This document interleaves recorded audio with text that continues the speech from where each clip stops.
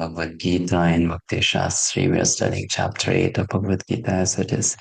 Let's chant the Mangalacharan prayers. Om Ajnana Timirandasya Jnanam Janachalakaya Chakshurunmilitam Yena Tasmai Shri Gurave Namaha Shri Chaitanya Manobhishtam Sthapitam Yena Bhutale Swayam Rupaha Kadamahyam Dadati Swapadantikam Vandeham Shri Guru Shri Yutapadakamalam Shri Gurun Vaishnavamscha Shri Rupam Sagrajatam Sahagana Raghunathanvitam Tam Sajivam Sadavaitam Savadutam Parijana Sahitam Krishna Chaitanya Devam Shri Radha Krishna Panan Sahagana Lalita Shri Vishakhanvitangsha Namo Vishnupadaya Krishna Prishtaya Bhutale Srimate Bhaktivedanta Swaminiti Namine Namaste Saraswate Deve Gauravani Pracharine Nirasashanyavadi Paschatya Deshatarine Namo Mahavadanyaya Krishna Prema Pradayate Krishnaya Krishna Chaitanya Namne Gauratashe Namaha He Krishna Karuna Sindhu Dinabandho Jagatpate Gopesha Gopika Kanta Radha Kanta Namostate Kanchana Gaurangi Radhe Vrindavaneshwari Vrishabhano Devi Pranamami Hari Priye Vanchakalpatarurvyasya Kripasindubhya eva cha Patitanam pavanebhyo Vaishnavebhyo namo namaha Jai Shri Krishna Chaitanya Prabhu Nityananda Shri Advaita Gadadhara Shivasadi Gaura Bhaktarinda Hare Krishna Krishna Krishna Hare Hare Hare Rama, Rama Rama, Hare Hare. Namostate Vyasa Vishala Buddhe Fulla Ravindayata Patra Netre Yena Tvaya Bharata Taila Purnaha Prajvalito Jnanamaya Pradipaha Prapanna Parijataya Putra Vetraikapane Jnanamudraya Krishnaya Gita Duhe Namaha. So we are studying chapter 7. Started it yesterday. Sorry, not chapter 8, chapter 7. Started it yesterday. And we heard Krishna telling Arjuna that he should hear very attentively, but Shinu. So we discussed that Bhakti Yoga begins by Shravanam or hearing. And that's why Krishna is emphasizing that here.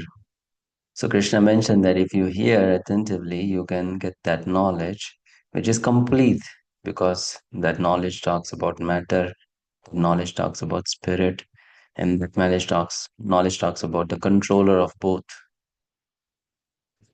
Then Krishna explained also what are his material energies, what are his spiritual energies. Everything in this world is a combination of both material and spiritual energy. And then he gave some examples of some of the vibhutis, Vishesha Bhuti, which means special manifestation of Krishna's power or Krishna's energy. That's called Vishesha Bhuti, Vibhuti. So I am the taste of water, I am the light of the sun and moon, like that. Then I am the fragrance of the earth. So Krishna will give some examples here. We cover two verses from that, and now we'll look at verse number 10, which also talks about vibhutis. Verse 10, chapter 7.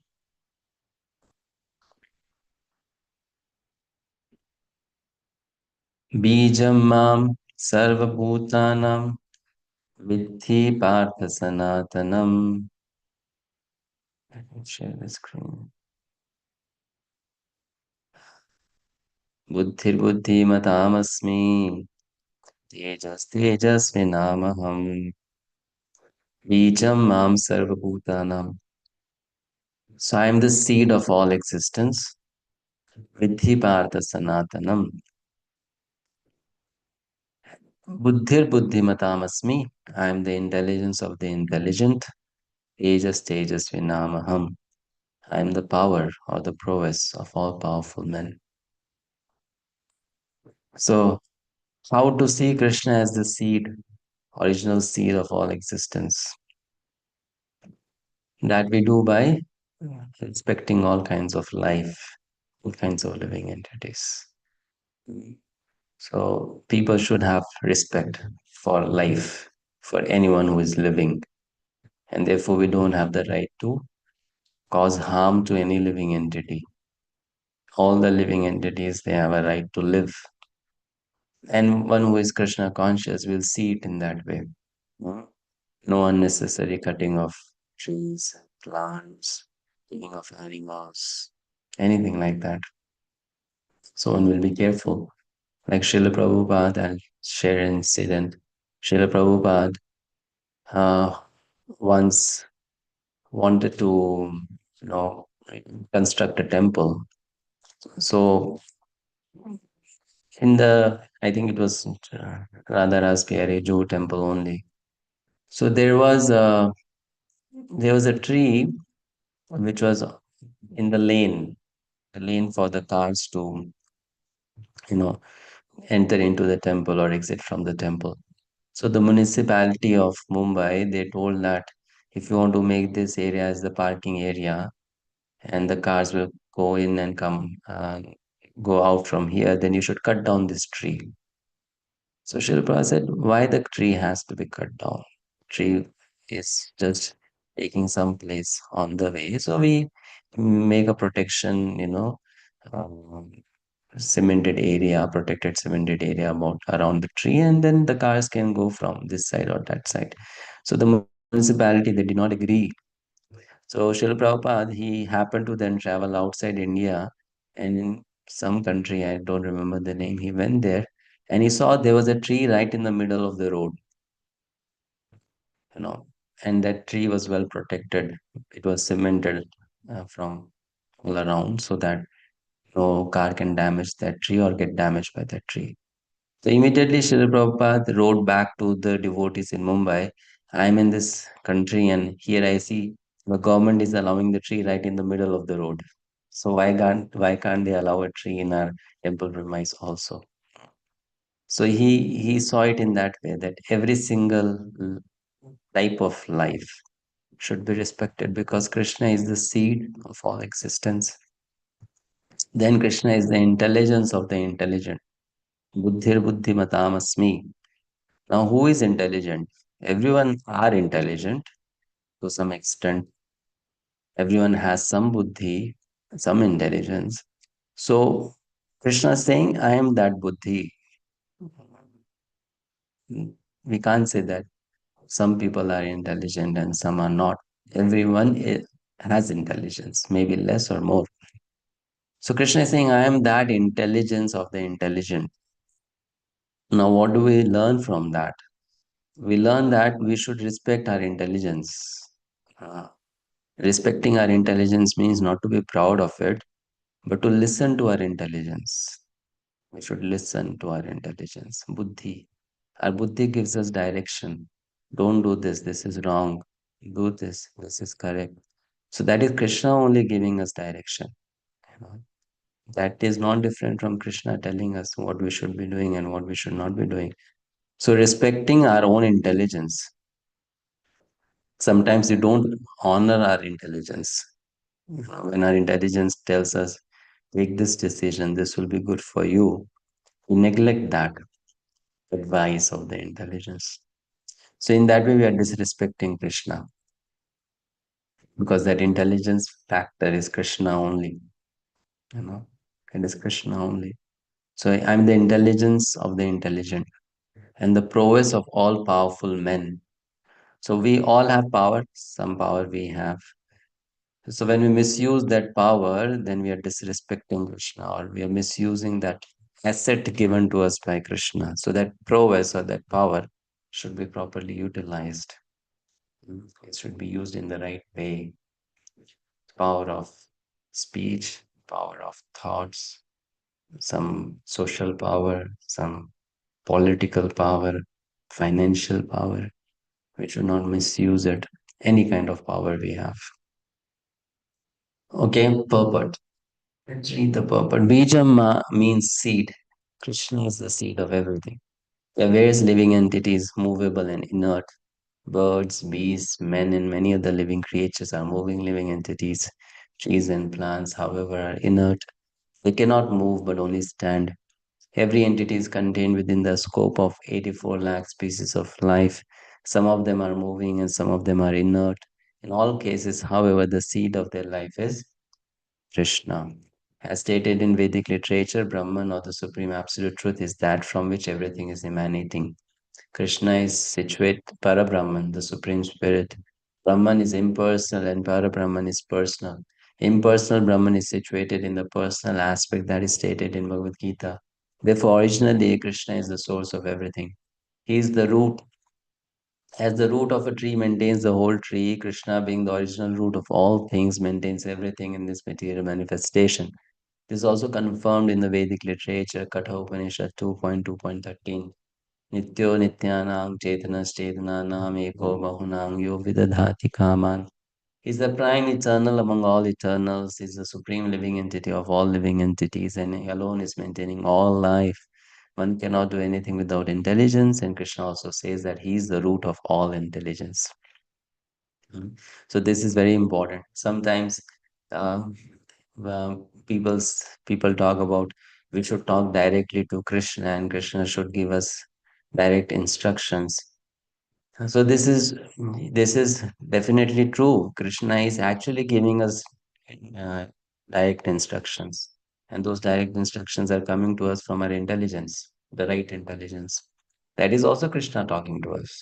It doesn't mean that Krishna has to come face to face and tell us you should do this and you should not do this. Even the intelligence, the correct intelligence, when it is telling us do something, that is Krishna only telling us do that thing. You have to understand it in that way. Unless a person is intelligent, he cannot understand the Supreme Personality of Godhead. Uh, mm. So if we don't have this buddhi or we don't use this buddhi, we cannot understand Krishna. It's very important to develop this buddhi. Okay, that's why this word buddhi is repeated so many times in Bhagavad Gita, isn't it? In chapter 2, Krishna says, Buddhi Yoga. I'm going to teach you the yoga of buddhi, the yoga of intelligence. Mm. So this buddhi word has come so many times. Sthita buddhi, that word also comes buddhi, fixed in one's intelligence, right? Next verse. Balam balvatam chaham kamaraga vivarjitam dharma virodhu bhuteshu mamosmi bharatarshabha. Balam balvatam chaham. I am the strength of the strong. But which kind of strength? Which is devoid of passion and desire. Kama raga vivarjitam. That strength which is devoid of passion and desire. So, what do we understand by this? Strength devoid of passion and desire. Hmm? What does it mean? Nakshatra, what does it mean? Strength devoid of passion and desire.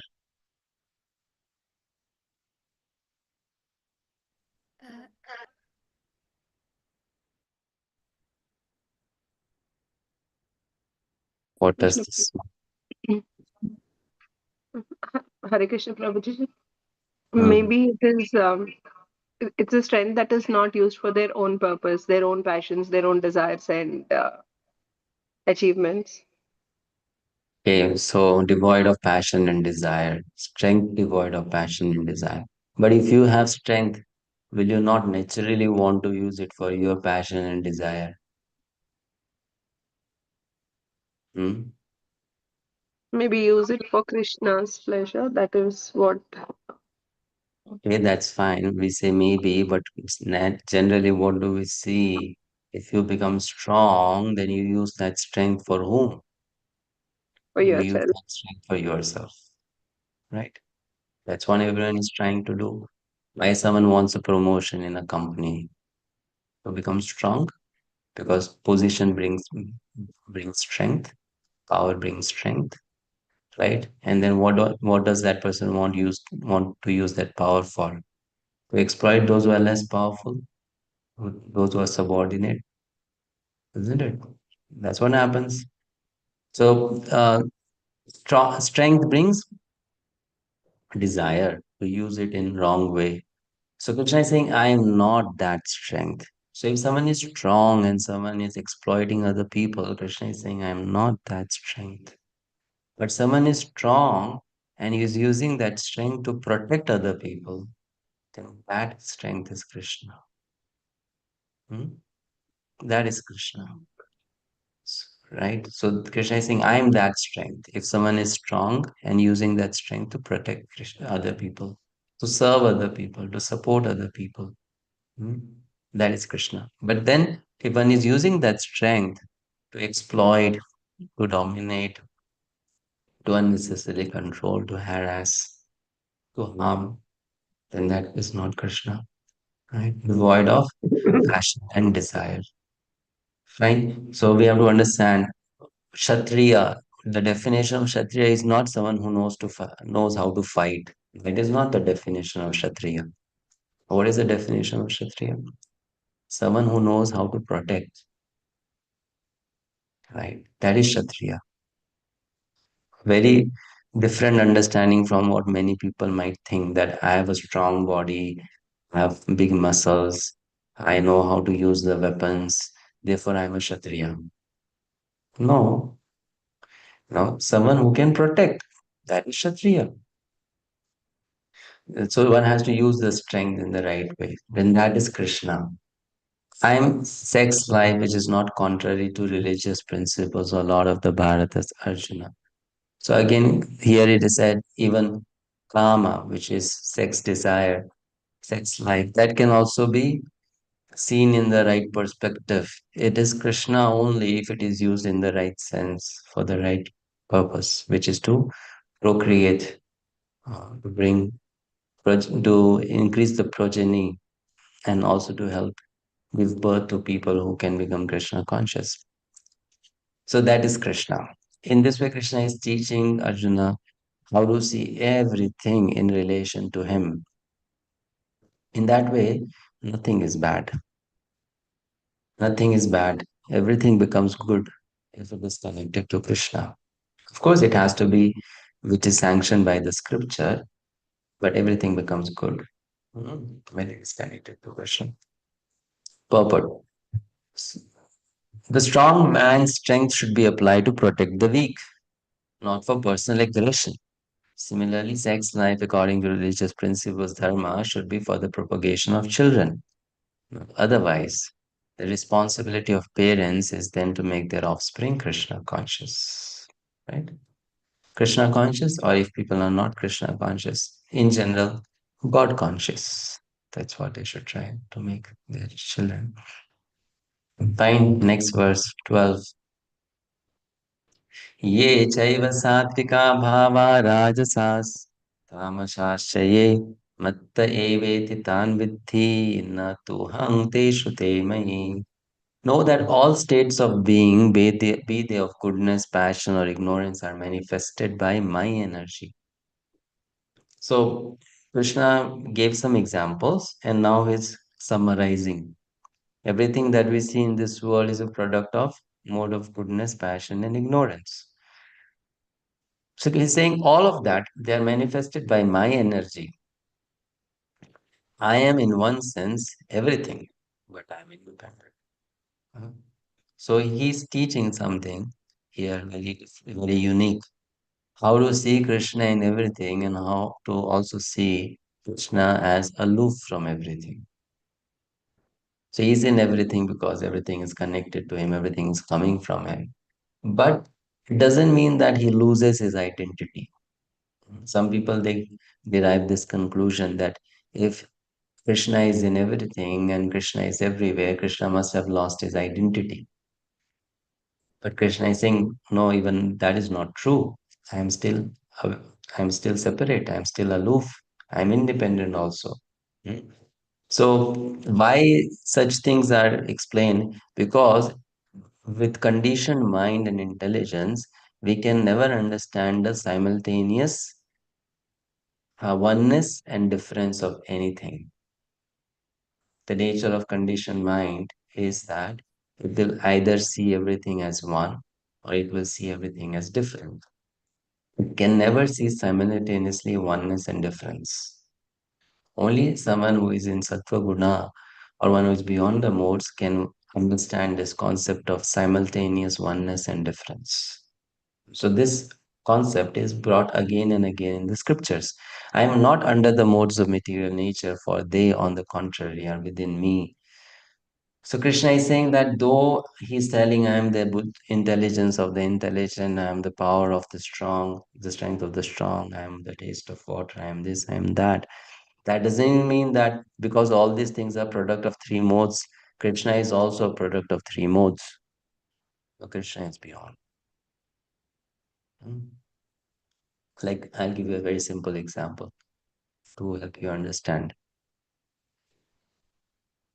Is this? Let me ask you these simple questions. The answer will come out by itself. Is the soul, Jeev Atma, a product of three modes? Yes or no? No. Hmm? Yes. No. Yes. No.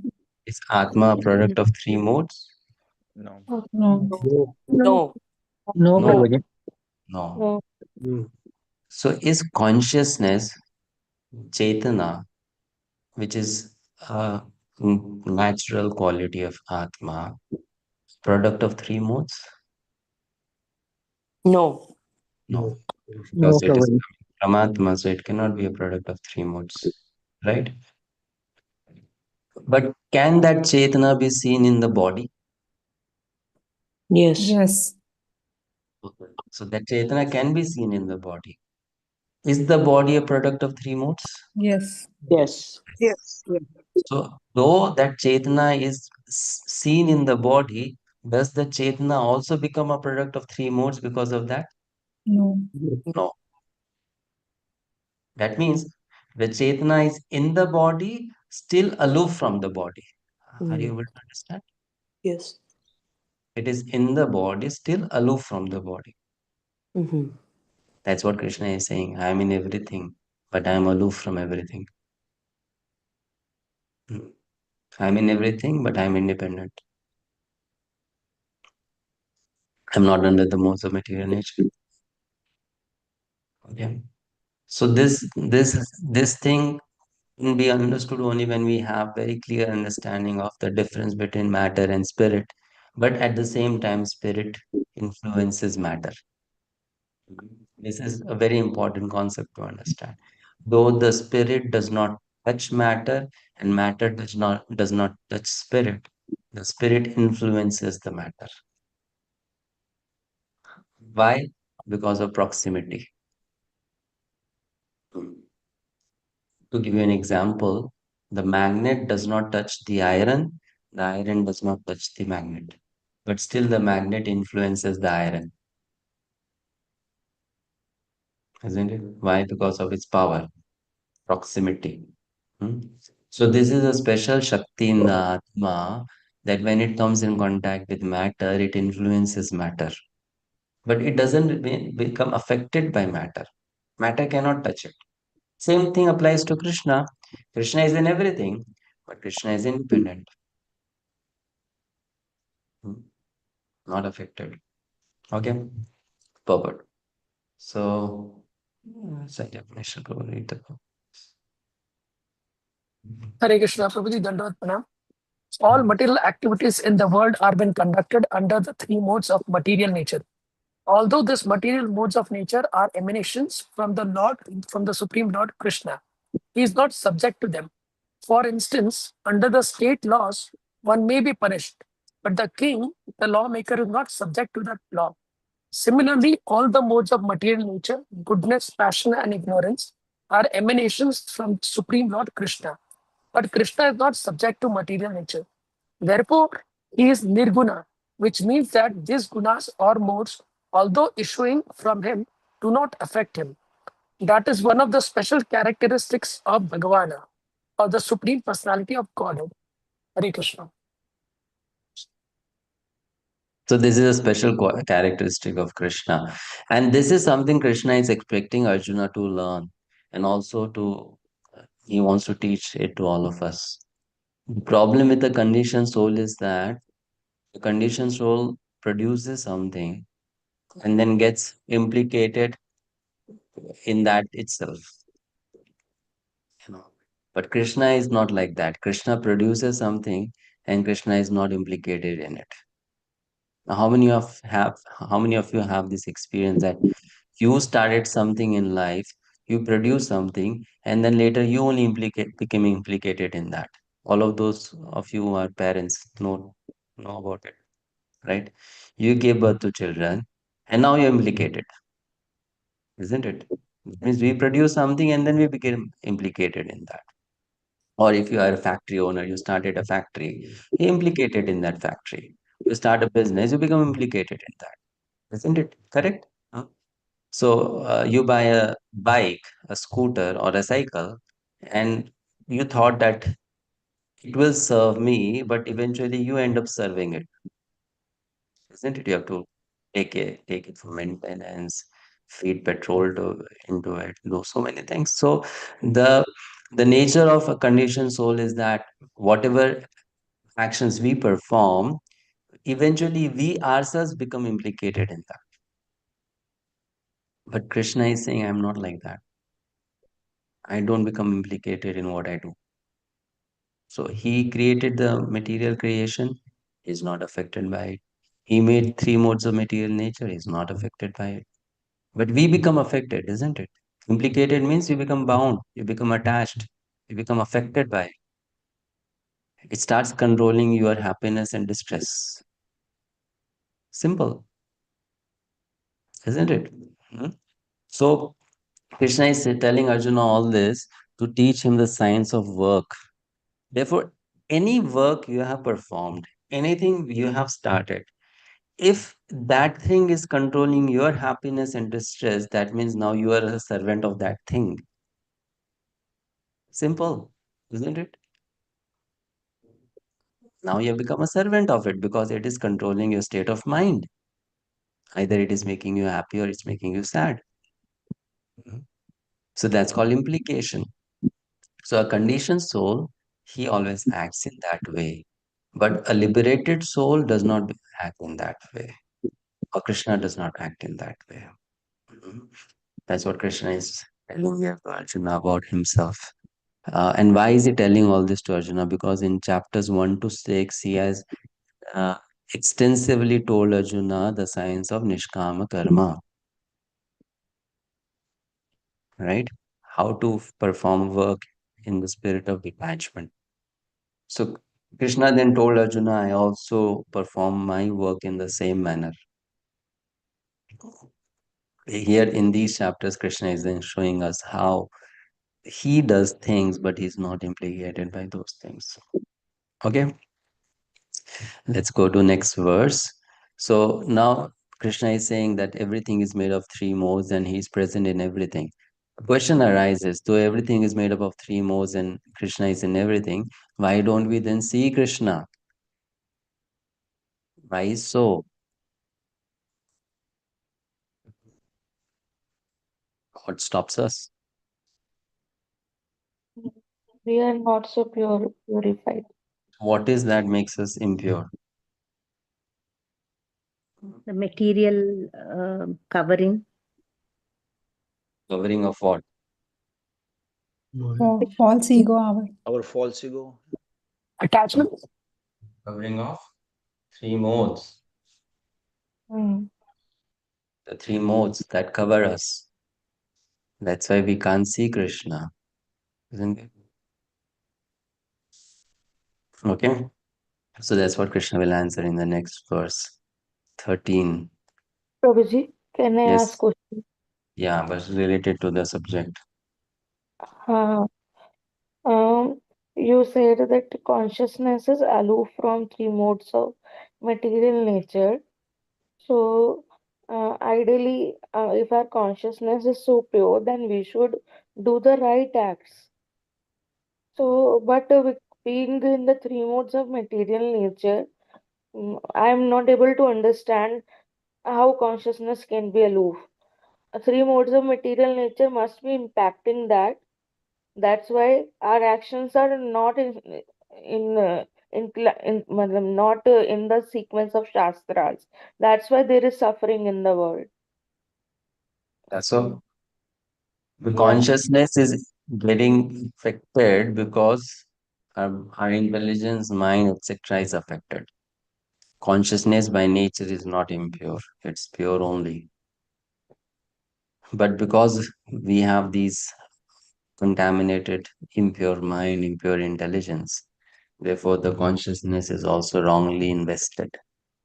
That wrongly invested consciousness is called impure consciousness. You have to first very much understand consciousness is not something very gross. It is more like energy.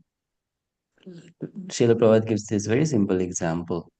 Electrical energy is neither cold nor hot, but that electrical energy can be used to produce coldness or it can be used to produce heat, isn't it?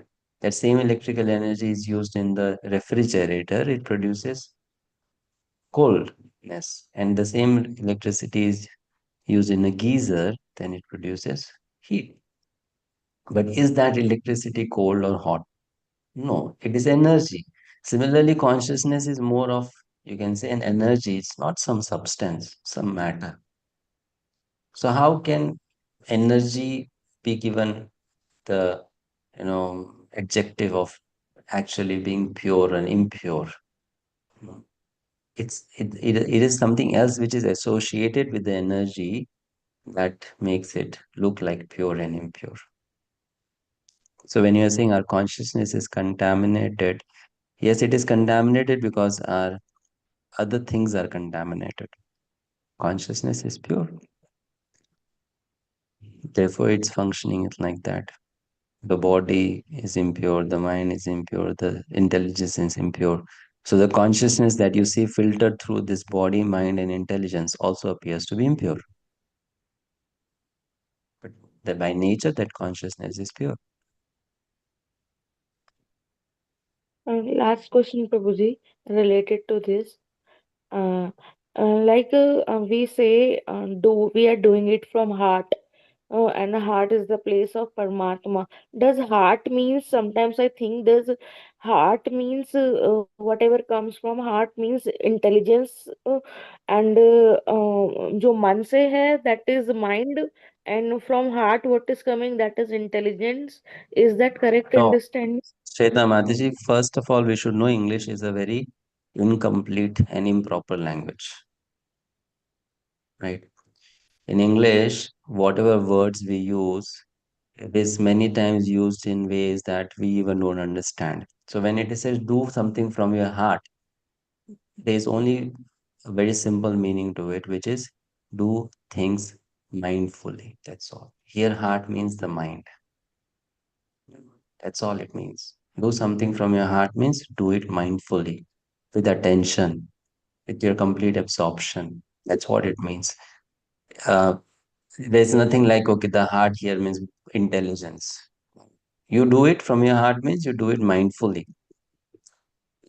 Don't do it as just an formality without being completely present in it. You do it mindfully. You do it with complete focus, with absorption. Do it nicely. That's what it means. Does it also mean happily, Prabhu, like doing it happily, whatever we do Yeah, with if you do it absorption, mindfully, happiness? you'll be happy only. Because if you're not happy, you cannot be mindful. Okay. No, how If you are can not happy, you cannot be mindful. A person who is happy, again, happiness is a wrong word. A person who is satisfied can only be mindful. Because if one is not satisfied, the mind will be looking for satisfaction. So if you're looking for something, that means you are not peaceful. So if you're not peaceful, you cannot be focused. Anyone who is troubled by pain, that mind cannot be peaceful. If someone is too much excited by happiness, then the mind cannot be peaceful. So mind can be attentive, absorbed, peaceful, stable only when it is satisfied. Then only you can do something properly from heart. Prabhuji, how can we differentiate whether this is our mind thought or intelligence is acting? Thought is always from the mind. There's no thought from intelligence. There's no like intellectual thought and mental thought. Thought is coming from the mind.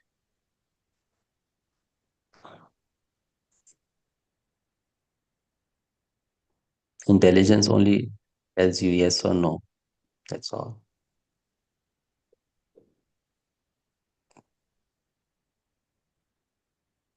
Like, for example, if you get the thought of stealing, so that is thought coming from the mind. Then there'll be another thought that stealing is bad. I heard this story where the person who stole got punished. So the intelligence will be like when you ask yourself, should I steal? So if you have pure intelligence, then the answer will be no. If you have impure intelligence, the answer will be yes.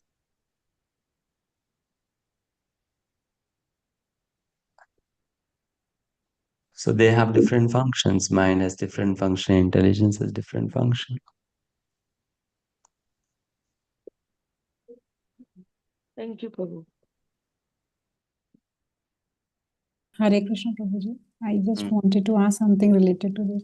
So, Prabhuji, in case when we say we are confused, then it is our impure state of intelligence that we are in a confused state, that we don't know the Brahmativa answer. cha me manaha.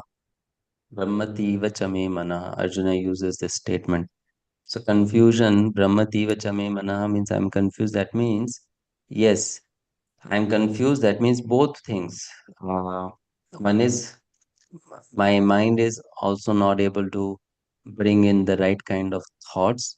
And the second is the intelligence is also not able to filter between what is right and what is wrong. So confusion can be at the state of intelligence as well as at the state of mind. Mm. Mm. But it is due to insufficient knowledge, or the cause is insufficient knowledge, Prabhuji, or what? The cause may be, yes, you can say insufficient knowledge. Jnana is not there. But even if Jnana is there, sometimes you may be still confused because that knowledge is not coming of any use to you. So that in that case, you need then instruction from someone else. So what should I do in this situation? Arjuna had a lot of knowledge, but still he became confused. So sometimes even very intelligent people become confused.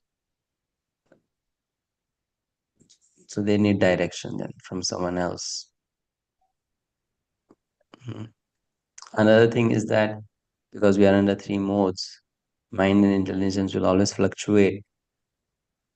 So in the morning, you sit to think about something, your intelligence will give you some particular decision. And then at night, you think about the same thing, the intelligence will give you some other decision. Yes. Because in the morning, the intelligence is affected by one guna, in that night, it's affected by some other guna. Right? So Yeah. it gets changed. Like, isn't it told to us, don't make a decision when you are angry? Why? Mm. Because it's not that you don't know what is right, what is wrong, but when you are angry, that anger is going to affect your state of intelligence and you'll make a wrong decision. But as soon as then you calm down, and then you think about the same thing, now your intelligence will make the right decision. So it's not always because of lack of knowledge, it's also because of the modes affecting us, Mm. isn't it? Yes. Therefore, if the mode of tamoguna is affecting us and we can understand it is affecting us, that means it's not the right time to make your own decisions. Then you want to make a decision, you take someone else's help. Is this fine? Should I do it? Isn't it? Because Yes, you know, Prabhuji. I'm being affected by mode of ignorance now. So how can I make the right decision? Even someone is very knowledgeable. Let's say that person knows what is right, what is wrong, but the modes are affecting us. Yes, Prabhuji.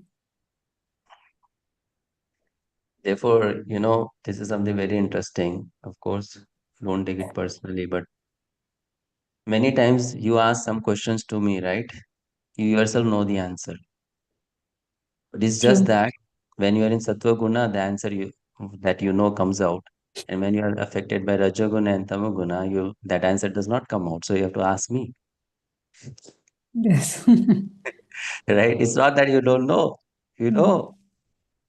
But when you are in Sattva Guna, you'll get the answer from inside. But we are not in the Sattva Guna. The same concept, you will find it so confusing. How does it, what does it mean? I'm getting some doubt, some confusion. So it's not that we don't know, we know. It's our state of mind, it affects our thinking, Mm. right? Mm. Yes. Therefore, it is said you should study Shastra when you are in Sattva Guna. You should gain knowledge when you are in Sattva Guna. You should hear when you are in Sattva Guna. Why?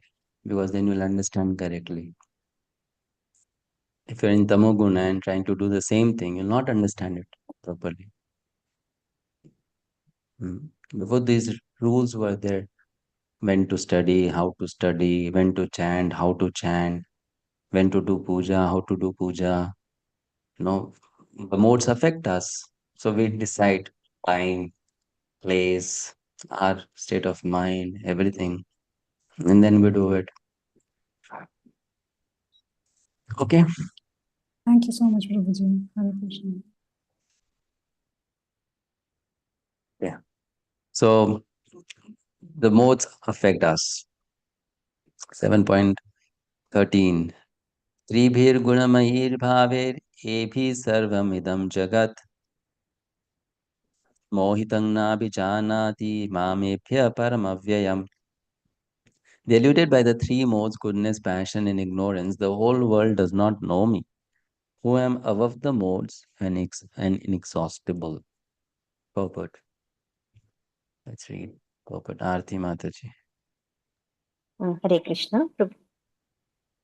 And the whole world is enchanted by the three modes of material nature. Those who are bewildered by these three modes cannot understand that transcendental to this material nature is the Supreme Lord, Krishna. Every living entity under the influence of material nature has a particular type of body and a particular type of psychological and biological activities accordingly. There are four classes of men functioning in the three modes of nature. Those who are purely in the mode of goodness are called Brahmanas. Those who are purely in the mode of passion are called Kshatriyas. Those who are in the modes of both passion and ignorance are called Vaishyas. Those who are completely in ignorance are called Shudras. And those who are less than that are animals or animal life. However, these designations are not permanent. I may be either a Brahmana, Kshatriya, Vaishya, or whatever. In any case, this life is temporary. But although life is temporary and we do not know what we are going to be in the next life, by the spell of this illusory energy, we consider ourselves in terms of this bodily conception of life, and we thus think that we are American, Indian, Russian, or Brahmana, Hindu, Muslim, etc. And if we become entangled with the modes of material nature, then we forget the Supreme Personality of Godhead, who is behind all these modes. So Lord Krishna says that living entities deluded by these three modes of nature do not understand that behind the material background is the Supreme Personality of Godhead. There are many different kinds of living entities, human beings, demigods, animals, etc. And each and every one of them is under the influence of material nature. And all of them have forgotten the transcendent personality of Godhead. Those who are in the modes of passion and ignorance, and even those who are in the mode of goodness, cannot go beyond the impersonal Brahman conception of the absolute truth.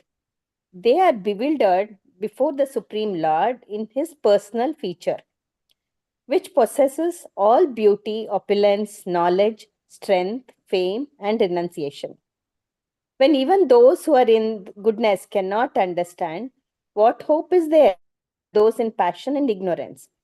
Krishna consciousness is transcendental to all these three modes of material nature. And those who are truly established in Krishna consciousness are actually liberated. Thank you, Krishna. Thank you. So, what do we understand from the purport? That everyone in this world is controlled by three modes. Right? And therefore, everyone cannot understand Krishna fully until unless they become transcendental to the three modes. That's what Krishna says in this verse.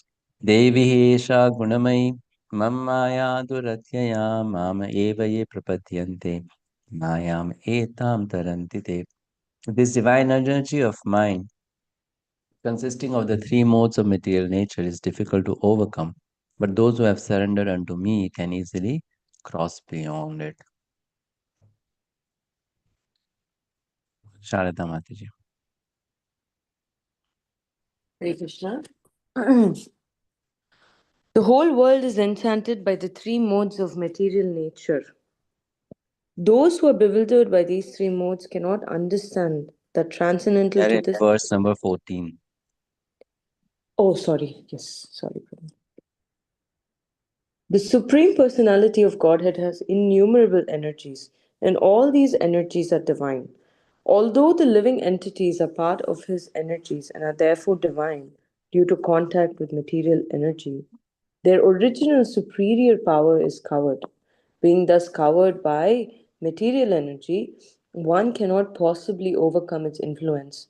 As previously stated, both the material and spiritual natures, being emanations from the Supreme Personality of Godhead, are eternal. The living entities belong to the superior nature of the Lord, but due to contamination by the inferior nature, matter, their illusion is also eternally conditioned. No one can trace out the history of his becoming conditioned at a certain date in material history. Consequently, his release from the clutches of material nature is very difficult. Even though the material nature is an inferior energy, because material energy is ultimately conducted by the supreme will, which the living entity cannot overcome. Inferior material nature is defined herein as divine nature due to its divine connection and movement by the divine will.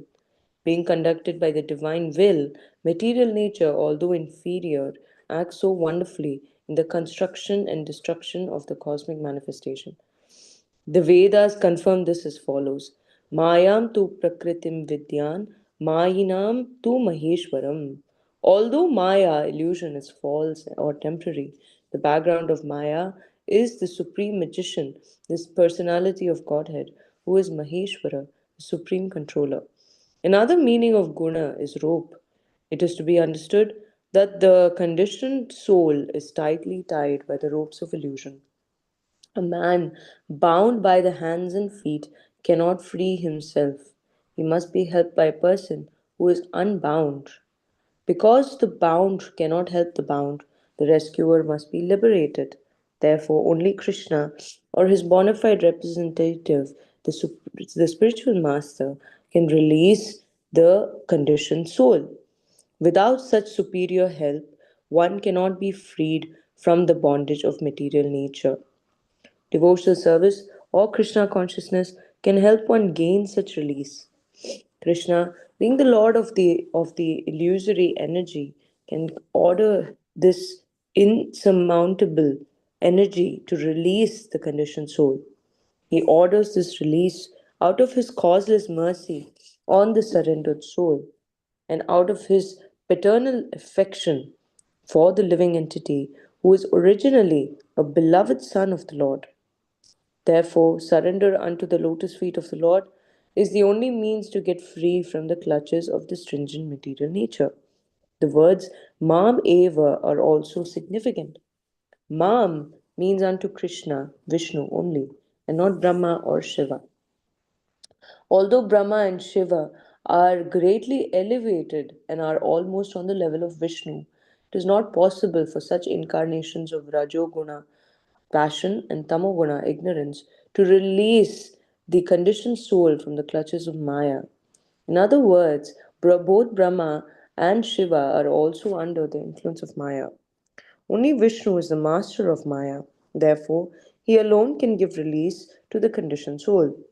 The Vedas, Shvetashvatara Upanishad 3.8, confirm this in the phrase Tam eva viditva.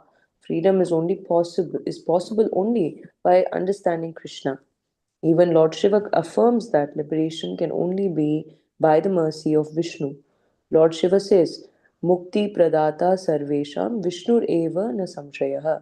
There is no doubt that Vishnu is the deliverer of liberation for everyone. Hare Krishna. Hare Krishna. So if we surrender to Krishna, we can overcome this material nature of three modes, made up of three modes. Material nature is Krishna's watchdog, protecting in one sense. Krishna's spiritual realm for people who are not qualified to be there. So when we surrender to Krishna, then she allows us to enter into Krishna's realm. And only Krishna can give us that liberation, complete liberation. No one else can do that. Prabhuji, I have a question. Yes. Here it is given like the living entities belong to the eternal superior nature of the Lord, but due to contamination by the inferior nature material, illusion is also eternal, right? So can you explain this? Like if it is under illusion, then how it can be eternal? Just by the nature, is it eternal, or by what?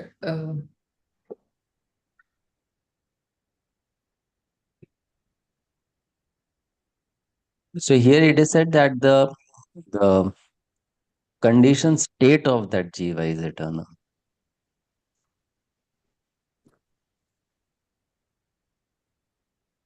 Conditioned state.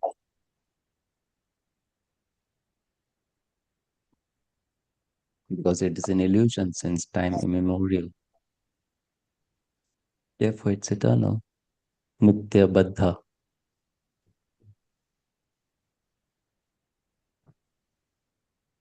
Prabhuji, how can conditioned state be eternal, Prabhuji? Because that is a temporary thing that we have fallen under, right? We need to get The out of word it. eternal is the incomplete translation of the word in Sanskrit which is actually used here.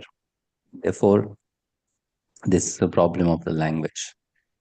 Oh. So there are, like for example, I'll tell you the Sanskrit word and then you tell me the English translation for it. If the Sanskrit word is nitya, then what will be the English translation for it? Always. Always.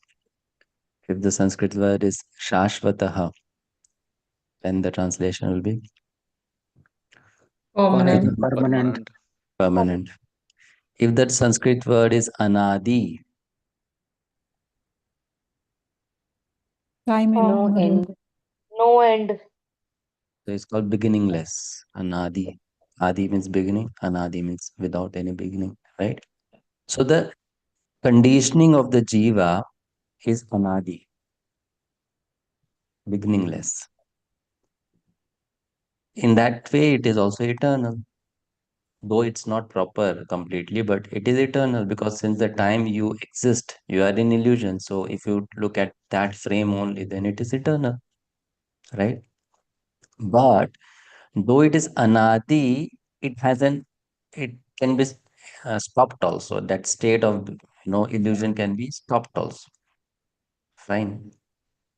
In that way, it is not eternal because our understanding of eternal means from the beginning to the end, the same state. That's what we say as eternal. So from the very beginning to the end, if it is exactly in one particular state, then it is called eternity. Hmm? But here in Sanskrit, the word is anadi, and it's roughly translated here as eternal. Their illusion is also eternal. But actually, it should have been their illusion is also beginningless.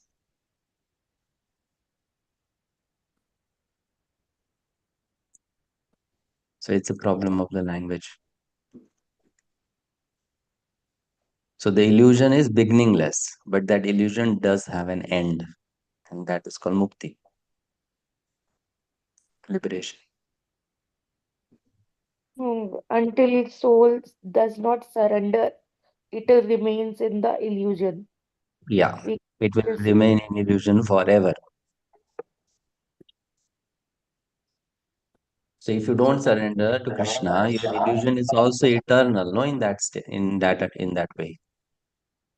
If you don't surrender to Krishna, you were in illusion from the very beginning, and you will remain in illusion forever. So then the illusion becomes eternal illusion. But the point you surrender to Krishna, then that stops. It ends there. Okay. Now, if some jiva, maybe some very rare jiva, decides, I never want to surrender to Krishna, and it never actually surrenders to Krishna. So the illusion of that jiva will be eternal or not? yes. Will be eternal.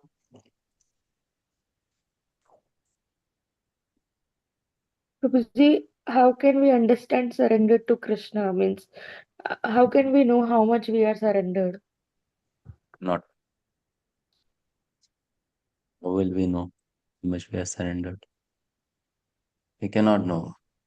So you only try surrender and let Krishna decide you are surrendered or not. You try your best. That's what you can do. And let Krishna decide how much you are surrendered.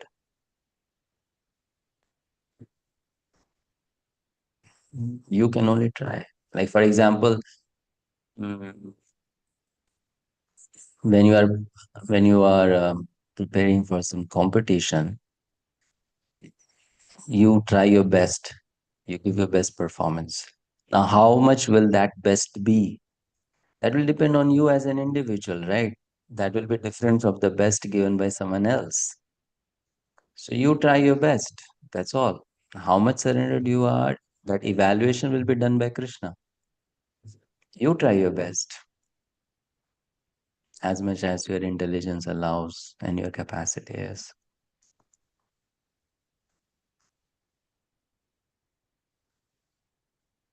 Evaluation will be done by Krishna. He will decide how much surrendered you are. And if you are not so much surrendered, then he will help you to become more surrendered if you want to.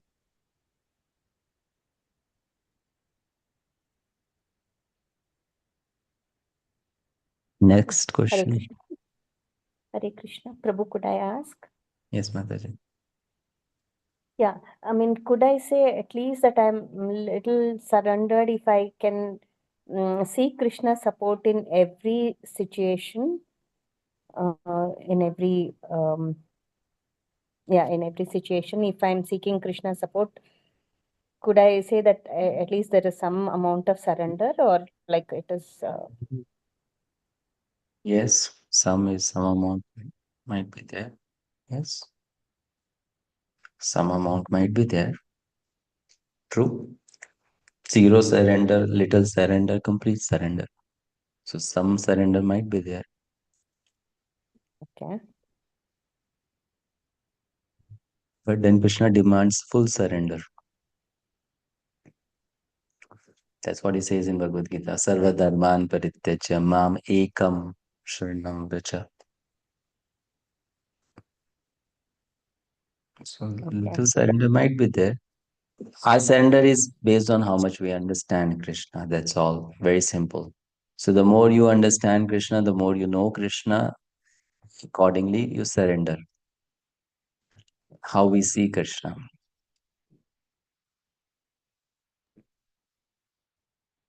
That amount of surrender also keeps changing, Prabhu, like at least in No, my it's case. I mean, nothing like that. It keeps on changing, nothing like that. It's nothing like that. It keeps on changing. It's the same. It's not, it's changing. It is the same. How do you say it is changing? That means when you are, let's say, in some trouble, then you are more surrendered, and when you are not in trouble, you're less surrendered. That doesn't mean that yes. you are surrendered when you are in trouble. It's just that you are expressing things in different ways. That's all. Someone can be very surrendered and still not express it in the times of trouble. So that means that person is not surrendered. No. Like for example, you get a lot of problems and immediately you run to the temple to pray to Krishna. So if you say that is surrender, and you are sitting at home and everything is going fine, you don't go to pray to Krishna and you say that is not surrender. So there might be a sadhu who is getting big trouble in life and still is not running to Krishna for protection. Then will you say that person is not surrendered? No, I mean, that's his different way of expressing or like, Yeah, so there is different way of expressing your surrender, isn't it? correct. That person may not express it externally, but internally that person may be 100% surrendered. So what does actually surrender mean? Surrender means that if you understand it enough or properly, surrender means that you accept whatever happens in your life as a mercy of Krishna. That is surrender. If your hand gets cut, this is mercy of Krishna. You get cancer, it is mercy of Krishna. Everyone in your family dies, it is mercy of Krishna. You die, it is mercy of Krishna. That is surrender. You just accept it without any complaint, without any revolt, without any pain, any kind of ill feeling towards Krishna. That is surrender. You accept it. Simple. Thank you, Prabhu. Right. So you Prabhuji, I accept. have a sorry. Yes, bro. No, sorry. Continue, Prabhu. No, it's okay. Go on. Prabhuji, I mean, since we are following Krishna consciousness, we are doing 16 rounds and going to the temple and listening to lectures and also we are most of the time trying to be in the category. But the other gunas, which are tamagun and rajagun, they are also having influence in our life. So my question is, uh, since the gunas are so strong and we do any karmic act which is negative under the influence of tamagun or rajogun, then how will this be accounted with Krishna? Oh, we are influenced by gunas. We are not always in sattva guna. We are sometimes in rajagun, sometimes in tamagun. How do we become free from those implications? So whatever you do, even in rajaguna, you offer it to Krishna. Whatever you do in tamaguna, you offer it to Krishna. But if it is negative, even that has to be offered to Krishna. You cannot do anything which is forbidden in scripture. So being in tamoguna does not mean that you will always do something which is forbidden. Or being in rajaguna doesn't mean you'll always do something which is forbidden. Rajaguna is also utilized in right way, and tamoguna is also utilized in right way. Like for example, one of the activities of tamoguna is to sleep. So where is it said to sleep is sinful? Yeah. So where it is said sleeping is sinful? No, you sleep. So when you sleep, you are in tamoguna. So you use that sleeping also for Krishna's service. In the sense you sleep properly, you get up Oh, fresh, so you use your day in serving Krishna. So that sleep is also now engaged in Krishna consciousness. right, right. Similarly, Rajoguna does not mean that only anger means Rajoguna or only lust means Rajoguna. Even I want to do some work, some action, that action will need Rajoguna. Without Rajoguna, there will not be any action, Okay. right? So if you go to the kitchen to cook, even that activity of cooking requires some kind of Rajoguna. Right, So you can engage that also in Krishna Seva, right, right. right? Right, right. So Rajoguna and Tamoguna also have their right or correct applications, and we use in that way. Right, right. Thank you so much. Mm. How can we engage our sleep in Krishna consciousness? Or how can we engage sleeping more in Krishna consciousness? You can't engage more sleeping, you can only engage rightful amount of sleep. If,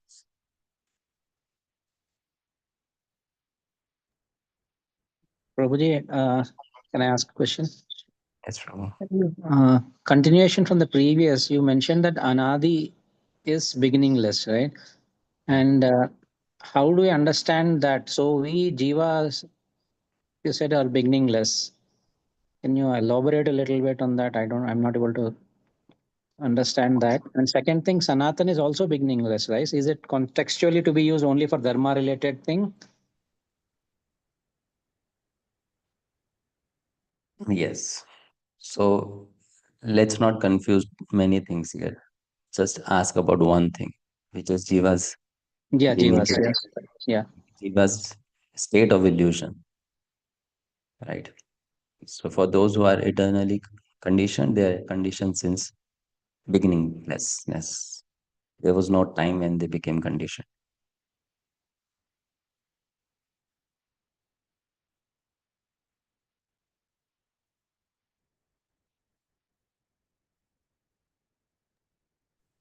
Okay. How to digest that to understand it probably. There was no time when you become conditioned. If you are conditioned, you are conditioned since ever. Yeah. But I thought all the souls were with the Lord, and out of our interest, You we are with the separated. Lord. That means We you are with separated. the Lord only. But with the Lord doesn't mean dancing in rasa dance with Krishna. Yeah, but we were in that transcendental state, and then we fell down because of our desires and wanted to be separate. So, A transcendental state. What do you understand by transcendental state? living in the spiritual world with the Lord That's at the the wrong beginning of understanding. time. No, that's a Okay. wrong understanding. Living Okay. in spiritual world with Krishna, that is transcendental state. That is wrong understanding. Okay. Transcendental state from where the jiva falls is the state of Brahman. Okay. It is also transcendental state. Okay. So that's where the jiva falls from. Therefore, the jiva is called Tatastha. Tatastha, situated on the bank. Okay. Bank means the in-between area. Okay. So you're never even there at that state where all the elevated souls are Krishna, always. So you're always at You the Brahman see, level, and the from there, state of Brahman is also quite elevated. yeah, it is elevated, but still not that elevated. But yeah, That is not elevated. yeah, Even it's that not is quite elevated. quite elevated, but But that and is we fall from that state, that state. Okay. state of Brahman. Okay. But one cannot fall from the state of being an associate of Krishna, eternal associate of Okay. Krishna. Okay. Okay, Fine. Prabhu. Thank you. Hare Krishna. Hare Krishna. Yes. Next verse. Hare Krishna, Prabhuji. Can I Yes. ask? Yes, Matish. Prabhuji, then this is Nitya Baddha, we say it, and that we are translating always. Always again, because Nitya here. Yeah, why? Because now when you're saying Nitya, you are not considering the future. You are only considering the time that has already been past. passed. So Okay. if you only consider that much time and the present time, Okay. throughout that time period, it is conditioned. Therefore, Nitya Baddha. Okay. It is not forever. It is just Yes. till. Okay, Prabhu. Thank you so much. So, because even time is calculated based on the time frame, na? If I take the time frame of what has only happened till now, then this is also Nitya. Hmm. Yes, Prabhu. And if that person doesn't surrender to Krishna, this Nitya can continue forever. So in that way also it is Nitya. Hmm. But as soon as he surrenders to Krishna, then that Nitya ends. Yes. Right. And That thank you, Nitya. Prabhuji, for this explanation, because there is always this confusion from where the jiva has fallen down. So sometimes, yeah, we were also thinking that it is from Golok or it is from Brahma Jyoti, but yes. Prabhuji, I also thank you. Even I was thinking that if we were in spiritual world, how we fall down. I was always confused. So we don't fall from spiritual world. It doesn't happen like that. Nowhere it is given in the Shastras that you fall from spiritual world. It is explained by Bhaktivinoda Thakur very nicely in Jaiva Dharma. We fall from a state of Brahman, where we have not yet entered into spiritual world and we are not even in the material world, we're in the state of boundary. But at that state, you are transcendental because you are not yet in material world. You are not yet in three modes. And from that state of Brahman, which is a state of transcendence, one falls. Okay. Next verse. So now Krishna says, you surrender to me and then you win over Maya. Arjuna will ask this question. Why not everyone surrenders to you then? If that's what can help us win over Maya, everyone should surrender, but not that everyone surrenders. Even very intelligent people do not surrender.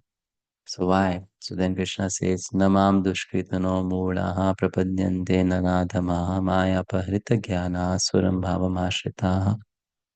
Four kinds of people, they do not surrender unto me. Namam dushkritinaha mulaha.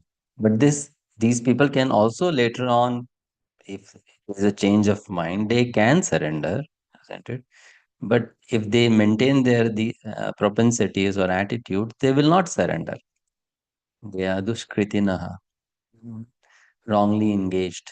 Those miscreants who are grossly foolish, who are lowest among mankind, whose knowledge is stolen by illusion, who partake of the atheistic nature of demons, do not surrender unto me. So these people, they don't, four categories are. Prabhupada gives a long purport explaining each one of them. Who is a Mulaha, who is a Radhama, who is Maya Bhagirita Jnana, and who is Asuram Bhavamashitaha. And different acharyas, they give different explanations to these terms, and there's nothing wrong about it. But Srila Prabhupada gives his own explanation to these terms. Let's read the purport. It's very long, so we'll read in parts. Purport. Rutvisha Mataji.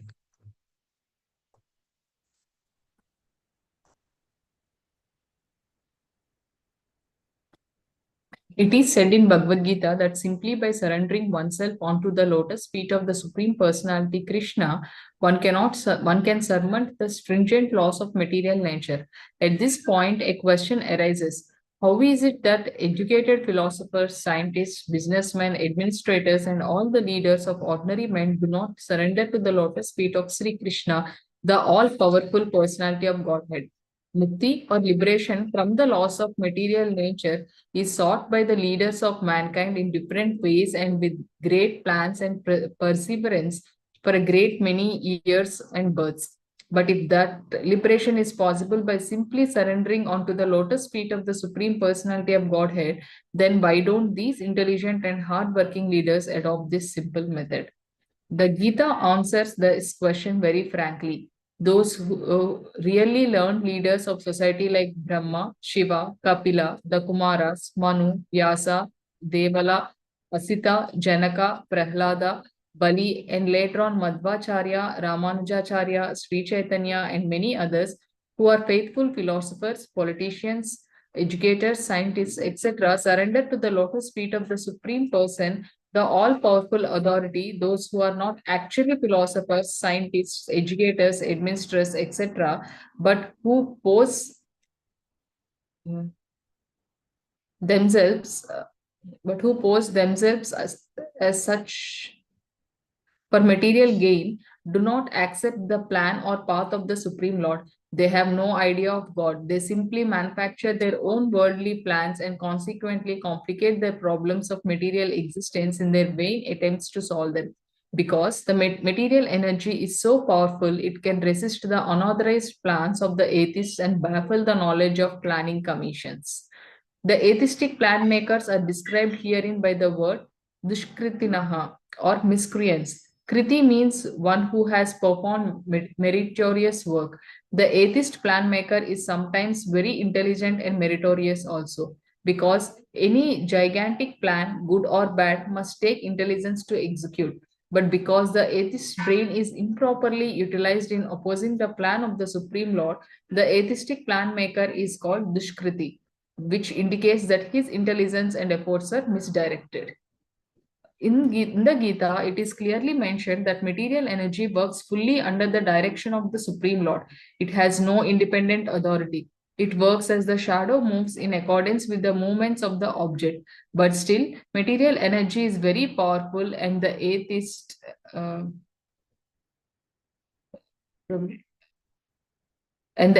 due to his godless temperament, cannot know how it works, nor can he know the plan of the Supreme Lord under illusion and the modes of passion and ignorance. All his plans are baffled, as in the case of Hiranyakashipu and Ravana, whose plans were smashed to dust, although they were both materially learned as scientists, philosophers, administrators, and educators.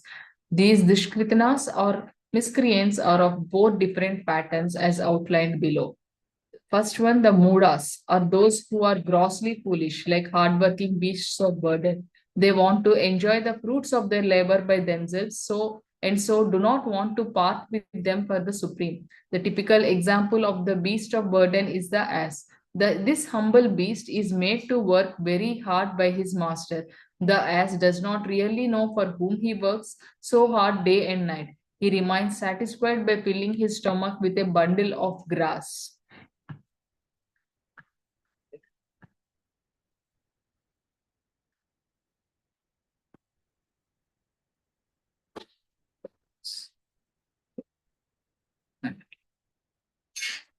Sleeping for a while under fear of being beaten by his master, and satisfying his sex appetite at the risk of being repeatedly kicked by the opposite party.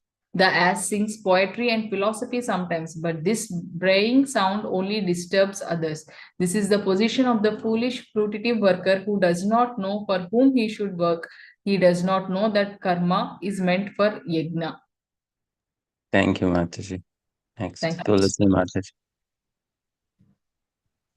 Hare Krishna Prabhu pranams. Most often, those who work very hard day and night to clear the burden of self-created duties say that they have no time to fear of the immortality of the living being, to hear of the immortality of the living being. To such mudas, material gains which are destructible, are life's all in all, despite the fact that the mudas enjoy only a very small fraction of the fruit of labor. Sometimes they spend sleepless days and nights for fruit of gain, and although they have ulcers or indigestion, they are satisfied with practically no food. They are simply absorbed in working hard day and night for the benefit of illusory masters. Ignorant of their real master, the foolish workers waste their valuable time serving mammon. Unfortunately, they never surrender to the Supreme Master of all masters, nor do they take time to hear of him from proper sources. The swine who eat the night soil do not care to accept sweetmeats made of sugar and ghee. Similarly, the foolish worker will untiringly continue to hear of the sense-enjoyable tidings of the flickering mundane world, but will have very little time to hear about the eternal living force that moves the material world. 2. Another class, Duskriti or miscreant, is called Naradama, or the lowest of mankind. Nara means human being, and Adama means the lowest. Out of 8.4 million different species of living beings, there are 400,000 human species. Out of these, there are numerous lower forms of human life that are mostly uncivilized. The civilized human beings are those who have regulative principles of social, political, and religious life. Those who are socially and politically developed, but who have no religious principles, must be considered Narada Amas, or nor is religion without God religion, because the purpose of following religious principles is to know the supreme truth and man's relation with him. In the Gita, the personality of Godhead clearly states that there is no authority above him and that he is the supreme truth. The civilized form of human life is meant for man's reviving the lost consciousness of his eternal relation with the supreme truth, the personality of Godhead, Sri Krishna, who is all-powerful. Whoever loses this chance is classified as a Narad Adama. We get information from revealed scriptures that when the baby is in the mother's womb, an extremely uncomfortable situation, he prays to God for deliverance and promises to worship him alone as soon as he gets out. To pray to God when he is in difficulty is a natural instinct in every living being because he is eternally related with God. But after his deliverance, the child forgets the difficulties of birth and forgets his deliverer also, being influenced by Maya, the illusory energy. It is the duty of the guardians of children to revive the divine consciousness dormant in them. The 10 processes of reformatory ceremonies, as enjoined in the Manu Smriti, which is the guide to religious principles, are meant for reviving God consciousness in the system of Varanashrama. However, no process is strictly followed now in any part of the world, and therefore 99.9% of the population is Narada Adharma. When the whole population becomes Narada Adharma, naturally all their so-called education is made null and void by the all-powerful energy of physical nature. According to the standard of Gita, a learned man is he who sees on equal terms the learned Brahmana, the dog, the cow, the elephant, and the dog-eater. That is the vision of a true devotee.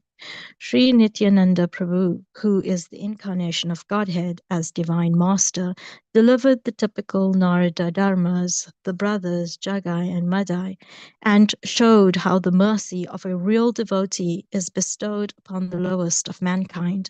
So the Narada Dharma, who is condemned by the personality of Godhead, can again revive his spiritual consciousness only by the mercy of a devotee. Sri Chaitanya Mahaprabhu, in propagating the Bhagavad Dharma or activities of the devotee, has recommended that people submissively hear the message of the personality of Godhead. The essence of this message is Bhagavad-Gita. The lowest among human beings can be delivered by this submissive hearing process only. But unfortunately, they even refuse to give an oral reception to these messages, and what to speak of surrendering to the will of the Supreme Lord. Narada Dharmas, or the lowest of mankind, woefully neglect the prime duty of being a human being. Prabhu, must I continue?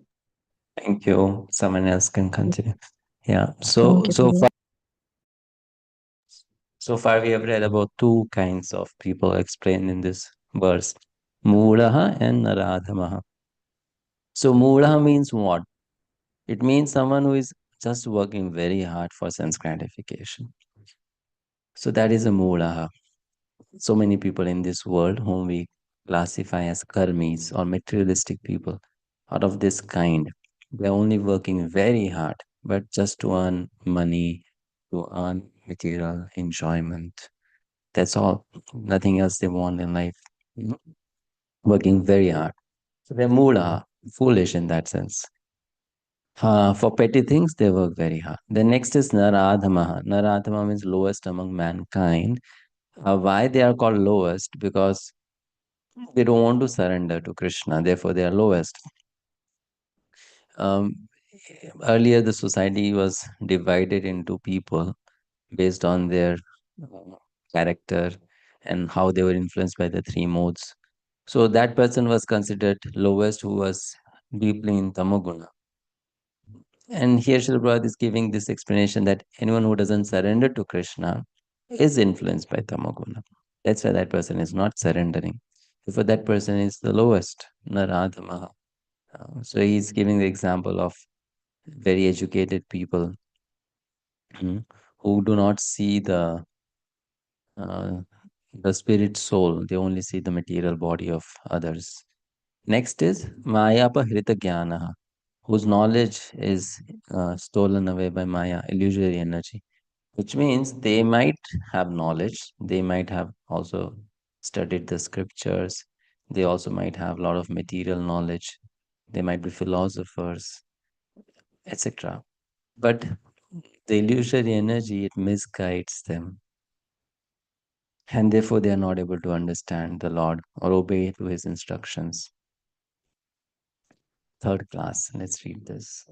Sangarshan Vishnu Prabhuji. The next class of the Skriti is. Sorry, Prabhuji, can we have a question? Yes, Prabhu. Okay. Regarding Naradamas, yeah.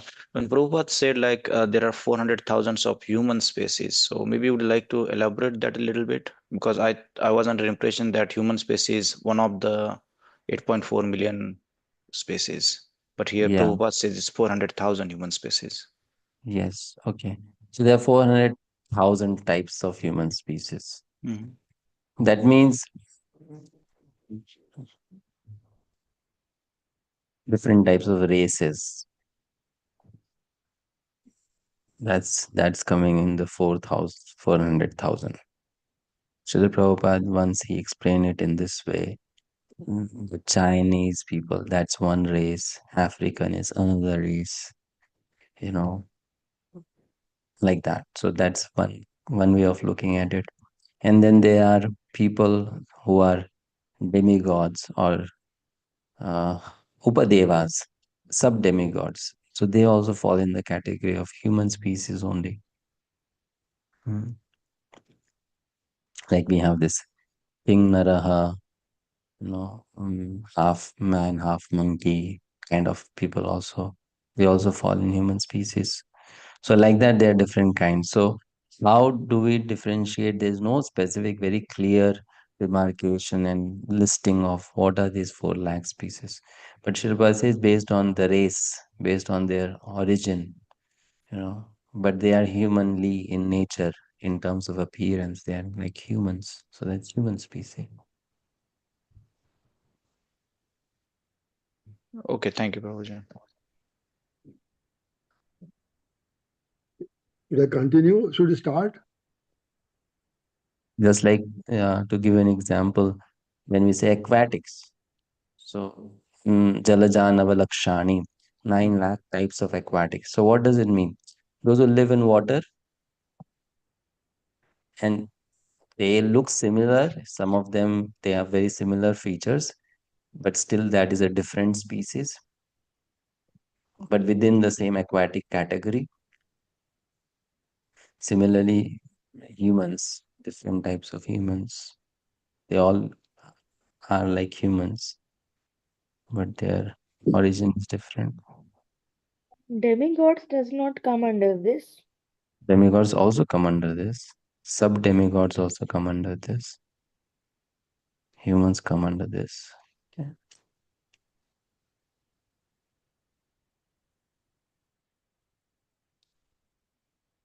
Vanaras also come under this.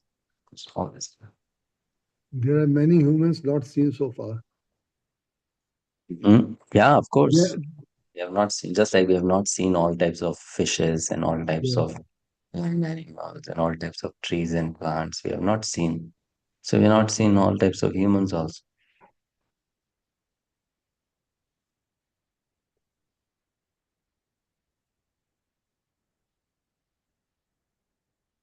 Please read third one. Sankarshan Vishnu. The next class of Duskriti is called Maya Prad Jnana, or those persons whose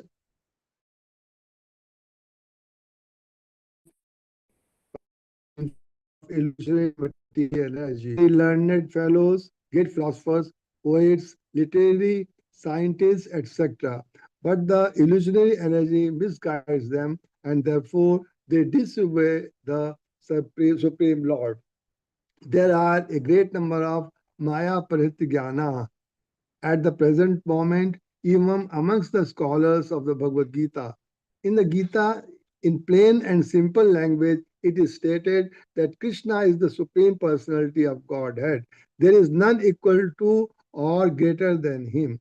He is mentioned as the father of Brahma, the original father of all the human beings. In fact, Shri Krishna is said to be not only the father of Brahma, but also the father of all species of life. He is the root of the impersonal Brahman and Paramatma. The Supersoul is in every entity, is his plenary portion. He is the fountainhead of everything, and everyone is advised to surrender unto his lotus feet. Despite all these clear statements, the Maya Pradhyana derived the personality of the Supreme Lord and considered him merely another human being. They do not know that the blessed form of human life is designed after eternal and transcendental feature of the Supreme Lord. And all the unauthorized interpretations of the Gita by the class of Maya Pratyajna outside the purview of Parampara system so so many stumbling books on the path of spiritual understanding. The deluded interpreters do not surrender unto the lotus feet of Sri Krishna, nor do they teach the others to follow this principle. Fourth, the last class of Duskriti is called Asuram Bhavam Asrita, or those of demonic principles. This class is openly atheistic. Some of them argue that the Supreme Lord can never descend upon the material world, but they are unable to give any tangible reasons as to why not. There are others who make him subordinate to the impersonal feature. Although the opposite is declared in the Gita, envious of the Supreme Personality of Godhead, this atheist will present a number of illicit incarnations manufactured in the factory of his brain. Such persons, those whose very principle of life is to decry the personality of Godhead, cannot surrender unto the lotus feet of Krishna. Sri Yamunachar Alabandhuru of South India said, "O my Lord, you are unknowable to persons involved with the atheistic principles. That despite your uncommon qualities, features, and activities, despite your personality being confirmed by all the revealed scriptures in the quality of goodness, and despite your being acknowledged by the famous authorities renowned to their depth of knowledge in the transcendental science and situated in good qualities. Therefore, therefore one grossly foolish person, two, the lowest of mankind, three, deluded speculators, and four, the professed atheist, as above mentioned, never surrender into the lotus feet of the personality of Godhead in spite of all scriptural and authoritative advice. Hare Krishna. Hare Krishna. Okay. So these four kinds of people are there who do not surrender to Krishna. Next, then there are four kinds of people who also surrender. Krishna talks about them in the next verse, 7.16. Chaturvidha bhajante mam jana sukritino arjuna arto chikya surartharti jnani cha bharatarshabha. O best among the Bharatas, four kinds of pious men begin to render devotional service unto me: the distressed, the desire of wealth, the inquisitive, and he who is searching for knowledge of the Absolute. Artha, Artharthi, Jigyasu, and Jnani. So these people, they approach Krishna. Out of these four, three are Sakam. They have material desires. And one is Nishkam, Jnani, who doesn't have material desires. So they approach Krishna, right? Of these three who have desires, Artha, one who is distressed and one who is in need of wealth, they are in the lower category. One who is inquisitive is in a little higher category. And then these Gyanis are the topmost, the best. So they come to Krishna. They are Sukritinaha. Sukritinaha means they have done something good, some pious activity. So this pious activity is not some mundane pious activity. The Sukriti related to devotional service. They have done something related to devotional service in the previous lives. Therefore, they have come to Krishna. Not everyone who is suffering surrenders to Krishna. We know that. Not everyone who wants wealth surrenders to Krishna. So only some people who are suffering, surrender to Krishna. And the difference between them and others is that these people have Sukruti. What is that Sukruti? They have come in contact with Bhakti in the previous lives. And because of that, they are getting chance again to perform Bhakti in this life. So that's called Bhakti Unmukha Sukruti. People unknowingly perform devotional service that gets added to their Bhakti account. And then that becomes their asset. And next time, whenever there's an opportunity for them to come to Krishna, surrender to Krishna, that asset is going to help them. Purport. Dinanath Prabhu. May I read, Prabhuji? Your turn will also come. Dinanath Prabhu. Hare Krishna Prabhuji.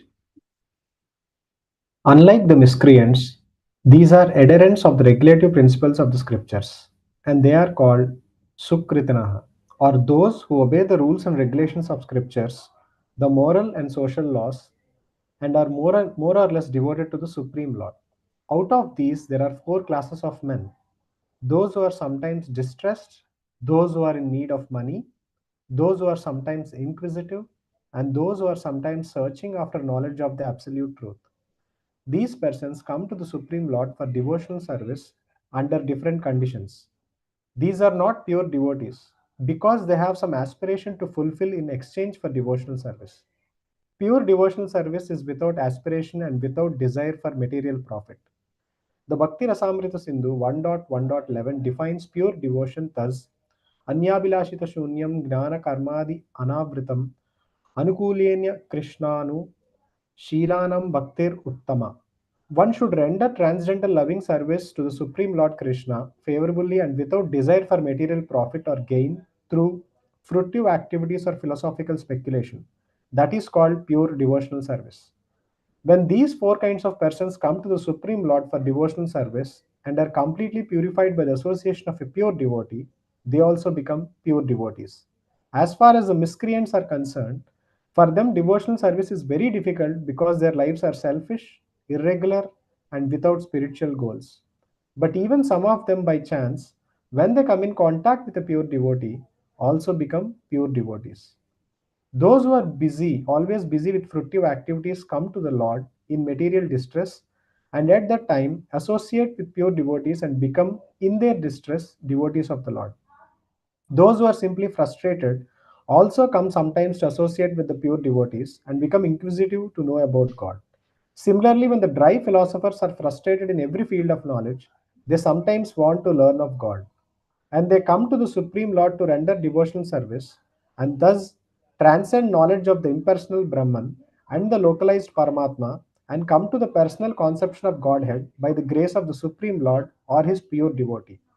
On the whole, when the distressed, the inquisitive, the seekers of knowledge, and those who are in need of money are free from all material desires, and when they fully understand that material remuneration has nothing to do with spiritual improvement, they become pure devotees. As long as such a purified stage is not attained, devotees in transcendental service to the Lord are tainted with fruitive activities, the search for mundane knowledge, etc. So one has to transcend all this before one can come to the stage of pure devotional service. Yeah. Thank you, Prabhuji. Hare Krishna. Hare Krishna. So there are examples in the scriptures of people who came to Krishna and they belong to one of these categories, right? Like what example is there in the scripture for someone who was in distress and came to Krishna for help? Gajendra. Gajendra. Gajendra. Any other example? Prahlad. Draupadi. Prahlad was not surrendered because of some situation. Prahlad was a devotee right from the womb of his mother. Draupadi. Gajendra. Draupadi was also a devotee from before. No, it's not that on the day when she was being disrobed, that is the day when she realized I should surrender to Krishna. She was surrendered from before. Jagai Arjuna, Madai. can you say Arjuna? Dhruv. Dhruv. You see, here you are not able to understand. Coming to Krishna doesn't mean that you have a problem, so you went to Krishna. It's like in your life, for the first time you approached God. For how did you approach him? So Gajendra, in his life, for the first time he approached Lord for help was when he was in distress. That's why he's called Artha Bhakta. So in saying Draupadi was distressed, she was already a devotee, no? Before even being disrobed, she was a devotee. Arjuna was already a devotee before he surrendered into Krishna, becoming his disciple. Valmiki. Valmiki, how do you think he was distressed? Did he approach the Lord or Narad Muni came to him? Jagai. That he was a dacoit in before, no? Then he He turned was into a dacoit, yes, but did he approach Krishna or it was that Narad Muni came to him? Narad Muni came. Bharat. Prabhuji Sugriv. Sugriva was in distress. Yeah, he was in distress. So he approached Lord Ram for help, for friendship. A good example. Dhruva Maharaj. Dhruv Maharaj come in the second category, desirer of wealth, artharthi. He wanted kingdom greater than that of Lord Brahma. But what about Ajamil, Prabhuji? Jamil, he never approached God. Ajamil, taking the name of the son. Narayan. Was he approaching Narayan? He did not approach Narayan. The son, yeah. He did not approach Narayan. Uttara, she was a devotee already, She was Prabhu. Like, I already a mean, when she approached Lord She was in already a distress. Kubja. Kuja. Which Kuja? The Kuja of Mathura. Ha. So she approached Krishna out of distress. To apply Chandan, she approached. She approached Krishna to apply Chandan to Krishna. She approached Krishna out of lust. That's the example given by Rupa Goswami. She approached Krishna out of lust. Krishna was very handsome looking, so she. Hmm. Okay, so distressed, we got one example, Gajendra. Sugriv is also another good example. Then Artharthi, Dhruv Maharaj wanted wealth, lot of wealth, right? Then inquisitive, curious to know about the Shukadev reason. Goswami? No, not Shukdev Goswami. Shukdev Goswami already knew. He doesn't have to be inquisitive. He already had so much of knowledge. Inquisitive, Devahuti? devotee, inquisitive, devotee. No, devotee. Prabhuji, is it Parikshit Maharaj also, right? Parikshit Maharaj is already devotee. Oh, yeah. Prabhuji Ravan Ravan? means although he's a demon, but he wanted to know about the Lord. Where do you read such thing that he wanted to know about the Lord? When did he want to know about the Lord? He was a devotee of Lord Shiva. Okay, Kans, but Kans wanted to know about means Where Kans. does Kansa want to know about Krishna? It's not mentioned anywhere. He's not a devotee. He didn't Sadhu surrender. understood Goswami. No? Sadhu under, The sages of Naimisharanya, they were inquisitive. yeah, They wanted to know, inquire who is absolute truth, yeah, all Sadhu that. understood Goswami. That's inquisitiveness. And then Gyani, fourth category. So Gyani is Shukdev Goswami. The four Kumaras, they are Gyanis, right? Situated in knowledge. Someone said Prahlad. Prahlad is none of these. He is Mahatma, right But from the womb of his mother. but Sukhdev Goswami already knew now who is the supreme. He was fixed in absolute truth. He was fixed in absolute truth. But that means he was Brahman realized. But then when he heard the verses chanted by disciples of his father, those verses glorified Krishna. Then he developed the desire to know Krishna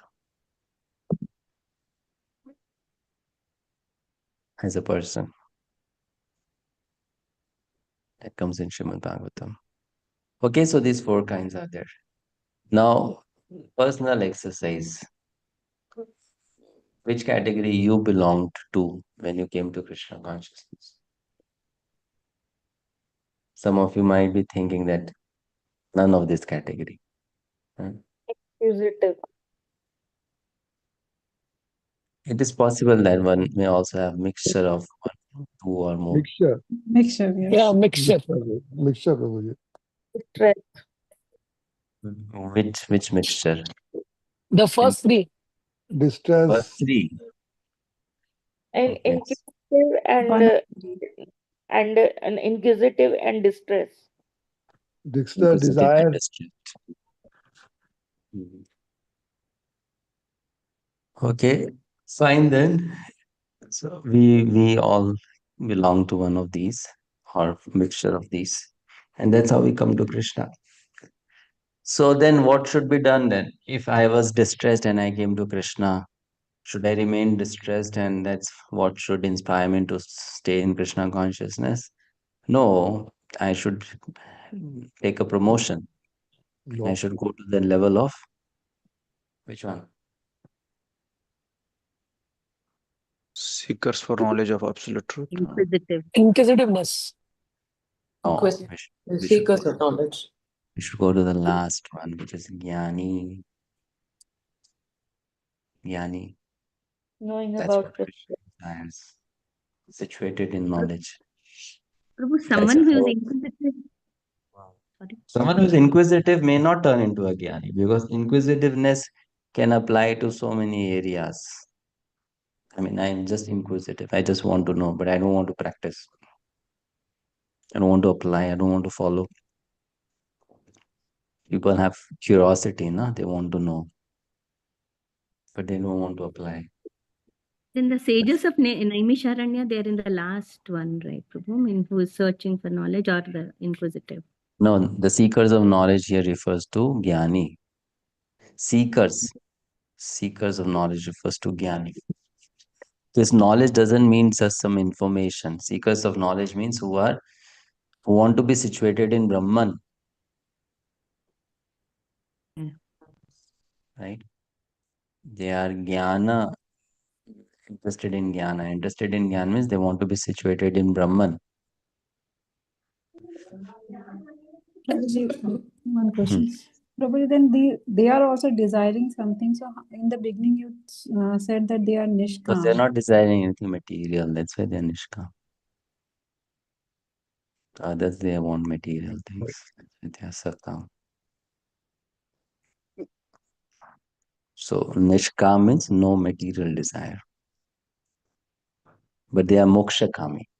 In that sense, they are not nishkam.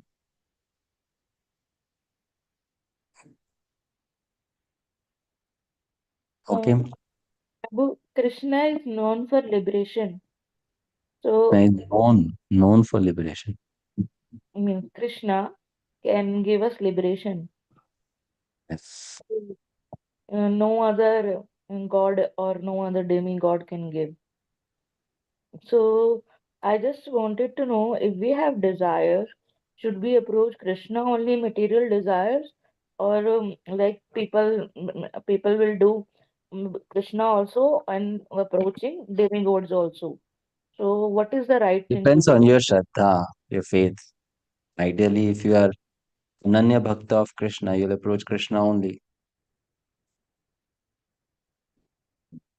It depends on your shraddha, no? How much shraddha you have and where is your shraddha. If your shraddha is completely exclusively in Krishna, you approach Krishna. If someone's shraddha is divided, then that person will approach different personalities.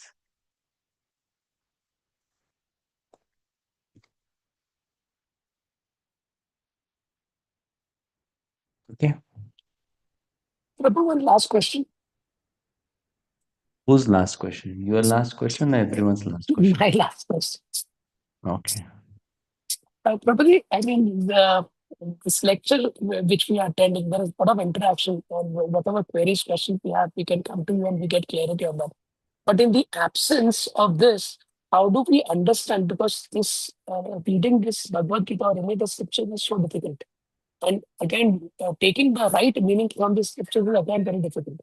So, in the absence of these lectures and interaction, how do we go ahead with this? Why everyone in this world is dying? You're left alone. There won't be any interaction. No, no. This is Saturday, Sunday. What about the other days in case we are reading this? How do we approach for the right understanding? Because with a limited knowledge and intelligence, we'll be able to decipher very little information. So the idea is we should never study the scriptures on our own. We should always study in guidance. Okay. If you have studied in guidance, then you have learned how to understand. So now next time when you read it, you understand it correctly only. And if you have a doubt, then you can always clarify. Okay, Prabhuji. Thank you. Fine. So we have to rise to the level of jnana. And that is the reason Srila Prabhupada, he wanted devotees to study his books, scriptures. Because we naturally come to Krishna consciousness because of having connected Krishna consciousness in our previous lives. That means we will come to bhakti based on what we have done in the past. But in order to make progress, we have to become firmly situated in bhakti. And that firmly being situated in bhakti only happens when we have knowledge. Otherwise, we will not be firm. People come to bhakti for some particular reason, that desire gets fulfilled, so then they go away also. They don't remain firm. So that firmness comes only in the case of someone who's jnani. That's what we'll learn in the coming verses. Krishna says, of all these four people, jnani is most dear to me because he's firm in knowledge and is always fixed in my devotional service. So that fixedness comes because of knowledge. And for that reason, Srila Prabhupada wanted devotees to study his books and become fixed in knowledge and continue to practice Krishna consciousness always. Otherwise, when good days are there in life, good days in the sense when we are having things as we want, we will practice Krishna consciousness. And we are not having the things as we want, we may not practice Krishna consciousness. But someone who is in knowledge will always practice Krishna consciousness because that person is now fixed. Right? So, of all these four, Jnani is the best and it should be cultivated. That knowledge aspect should be cultivated. Okay. So, we'll not continue. It's time now. Any other last question? Those who could not read, I'm sorry, you can read next time. If you have any other question, you can ask or we'll stop otherwise. From verse 17, we'll continue in the next class. Prabhu, can you That's search the Bhagavad-Gita exam. Sorry, one at a time, please. uh, okay, Mataji can answer. We have exam today, right? Like Shloka Bhagavad-Gita. exam. Shloka exam, yeah. Shloka exam, yeah. I just wanted to confirm that. Yeah, those who did not give for unit 1, and they are prepared, they can give it today at 7 p.m. in the evening. Yes, Shweta Mataji, what is your question? You said that is divided Shraddha. So should our Shraddha be on Prabhupada and this movement only, or worshipping other demigods divide our Shraddha? Or means like you say, Ganesh festival comes, many festivals in India comes. If uh, participating in a festival or doing something that is happening in the society, that doesn't define your Shraddha, no? Some things you do as a part of the society, that doesn't mean your Shraddha is there. That you just do as a custom, as a tradition, being a part of the society. You don't really have to put your Shraddha there. No?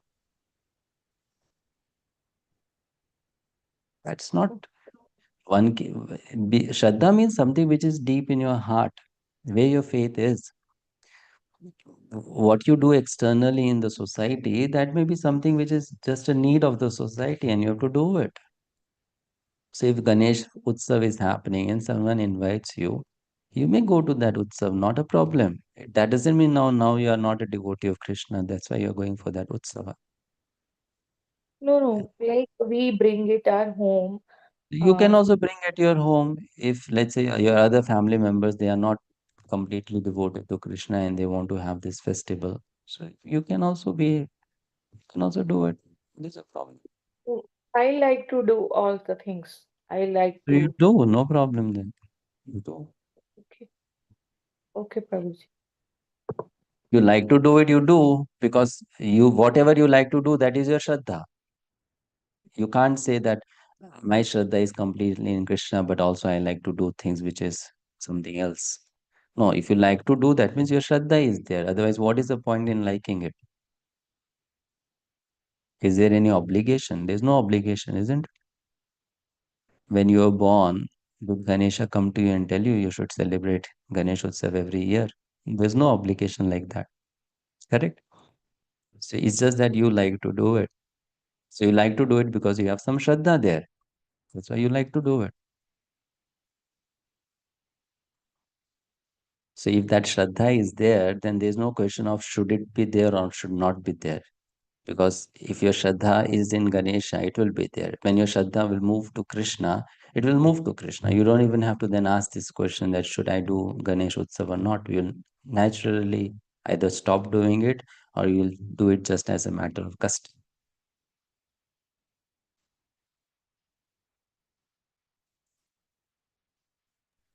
Okay, Prabhuji. Right?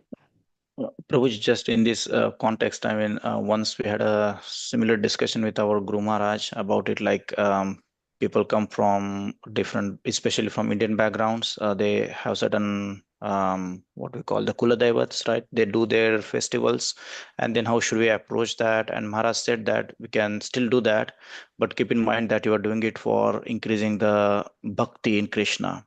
Like the question also came, like somebody is devotee, the family is devotee of Shiva, then how do we approach that? Like, should we stop going to the Shiva temple or something? And Maharaj said, like, okay, you go and pay obeisances to Shiva, but we don't ask for any material gain to Shiva, but we ask the bhakti like him. He is the highest Vaishnava. So I think, is that right mindset? Like when we participate in such functions, like in Yeah. Dashera or When in you Ganesh participate festival? in any such function, you have to see everything in relation to Krishna only. Mhm. So they are also parts and parcels of Krishna. So we see it in that way. What's wrong? Like, I'll give you an example, very simple example to help you understand. When I say Ganesh Utsav, so what I'm doing there? Everyone is coming together to celebrate something about Ganesha, isn't it? So people do other utsavas also. Family, there are many family functions which are also utsava. Huh? Many times marriage is also an utsava. Janamdin is also an utsava. Correct? So don't we go to attend marriage functions? We do. Don't we go and attend birthday celebrations? We do. So similarly, someone is obliged. One can go for Ganesh Utsava. One can go for Shiva Vivaha to Parvati. Any such thing, Durga Puja, one can go if there's an obligation like that. It's just that one has to learn to see how these personalities and everything that is happening is connected to Krishna.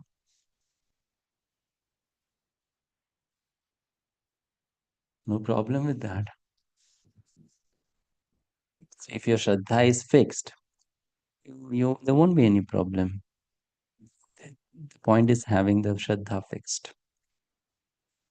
It's not fixed, then one will just have this in intelligence which is kind of oscillating from one personality to another personality and this and that.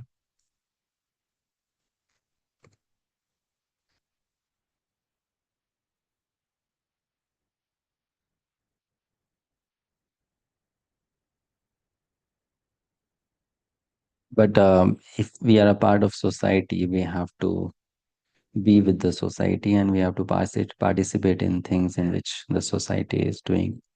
If it's not completely wrong, of course, if it's completely wrong, we will not participate also.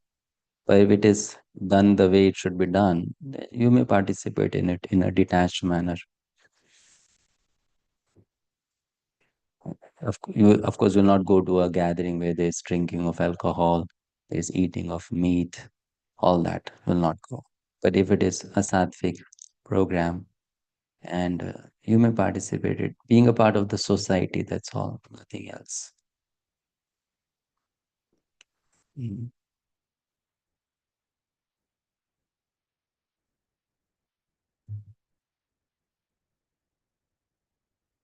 Okay, done, right? Done for today. So those who are supposed to give exams, Shloka exam is pending. Please come for the exam today evening 7 p.m. And those who have written exams pending next week on 15th November, there is the exam scheduled. Next week also we won't have any classes. I'm out traveling. So we'll continue after 2 weeks. Fine. So you can use that time for completing your essays if you have not started yet. Please do it. Thank you.